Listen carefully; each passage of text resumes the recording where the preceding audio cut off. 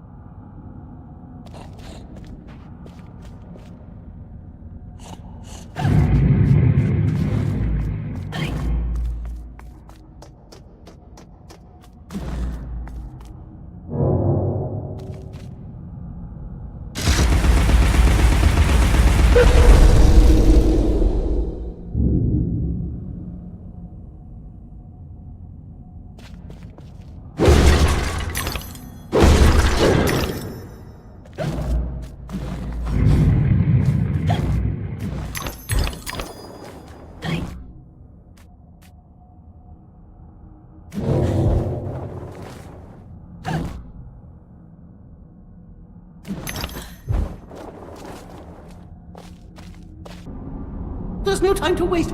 There's no time at all.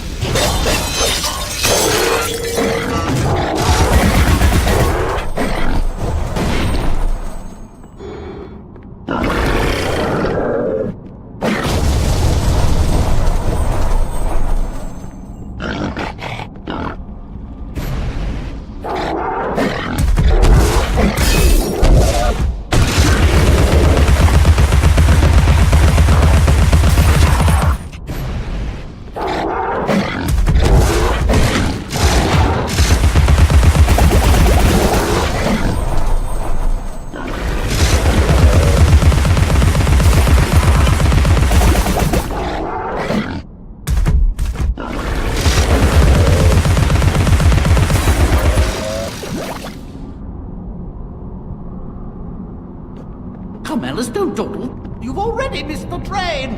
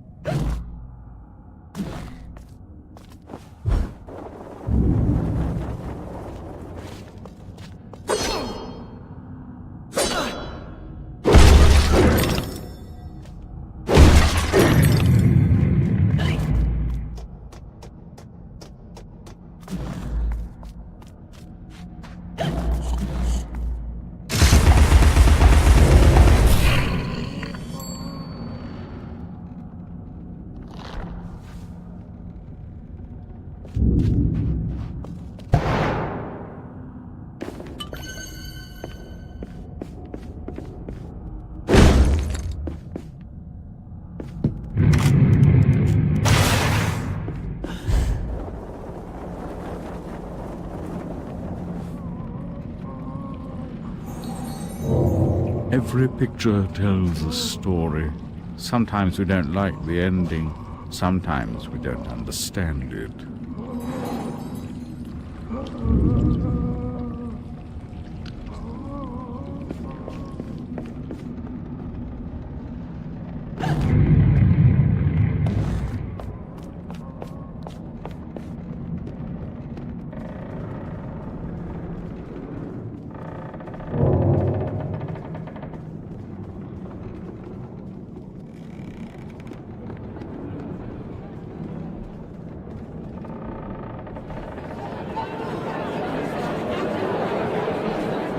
Ladies and gentlemen, welcome to the show!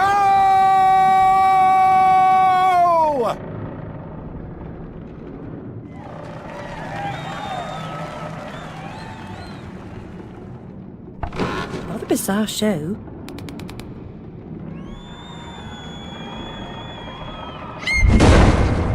That's quite enough of that, I think. Enough preliminaries. Here's the performance you've been waiting for. Proves I'm without prejudice and have a fine sense of humour. Sword and crown are worthless here. I invite everyone to dance. Labourers, lawyers, church and gown all make their little prance. This life is full of random deaths and heaps of grief and shame.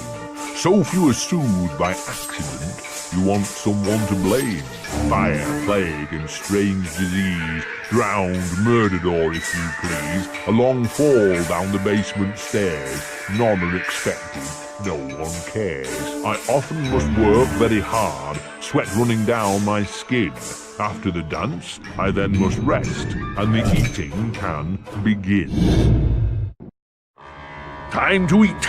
Death is the ultimate equalizer. All have the right to be eaten. Get a knife, princess. Don't push.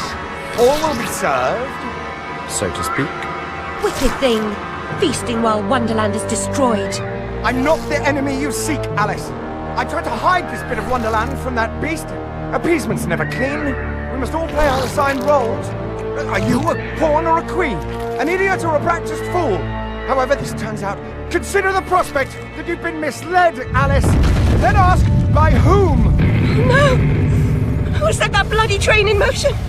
Where has it come from? It arrived when you arrived, and it's more horrible even than you could currently imagine. The death of a dream caterpillar may know how.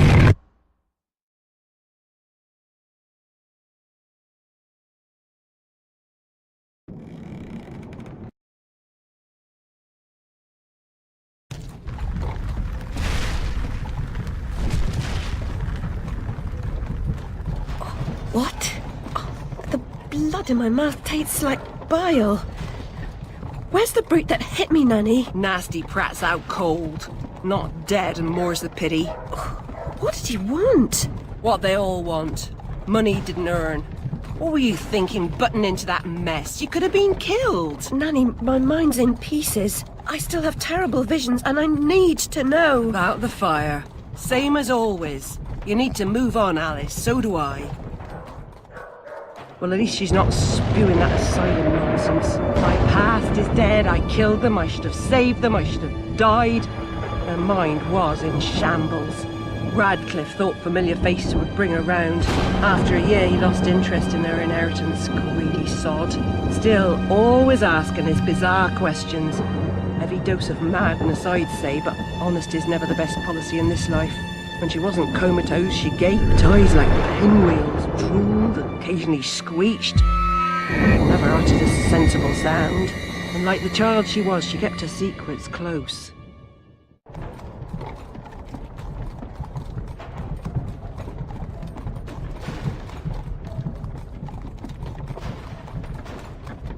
Gone off some lurkers, common as cockroaches. And those poor tykes are food for perverts, like the blameless ants that wasps consume or spiders' feeble prey.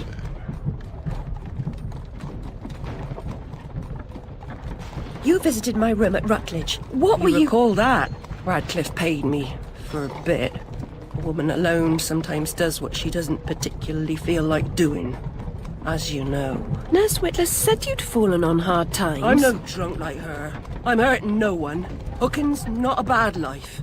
Except for the pimps. She also said you might have my rabbit. Please, Nanny, talk about... The damn fire never seems to help. Look, Alice, I can't give you what I don't have. Radcliffe wrote the inquest report. I'll take you to him. Besides, he's got your damn rabbit. You should remember that. All right, but Mr. Radcliffe's useless. Don't I know it?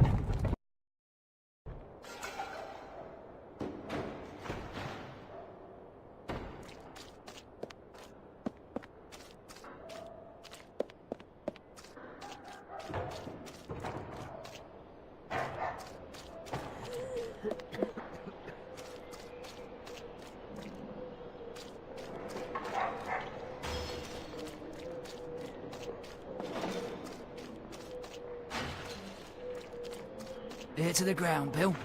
Yeah, I've been scouting around. Nothing getting a minute. Place is crawling with rozzers.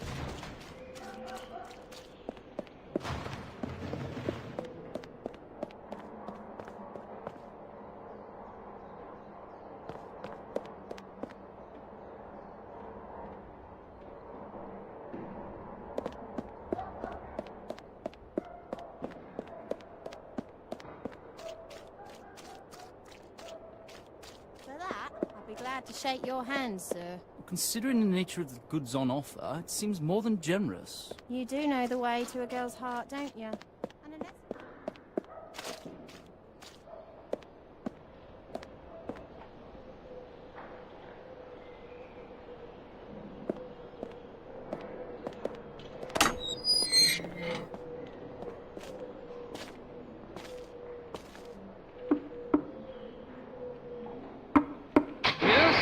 Who is it? Alice Liddell, Mr. Radcliffe. Ah, you're back. I suppose you better come up. Mind the latch.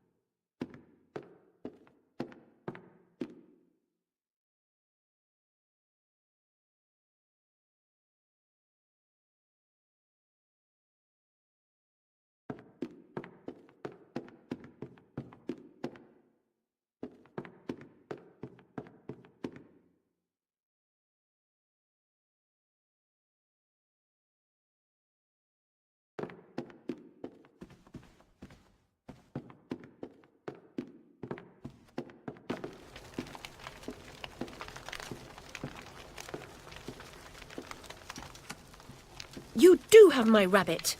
Forgotten your manners? And what else, I wonder? You abandoned it at Rutledge Asylum, my dear. We've been over this before.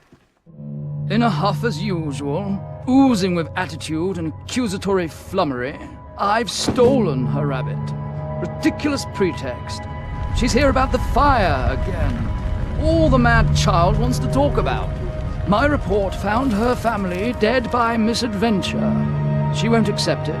It goes on and on about her killing memories and her need to know the truth. The alleged truth is, the fire began in the library when the cat knocked over a lamp.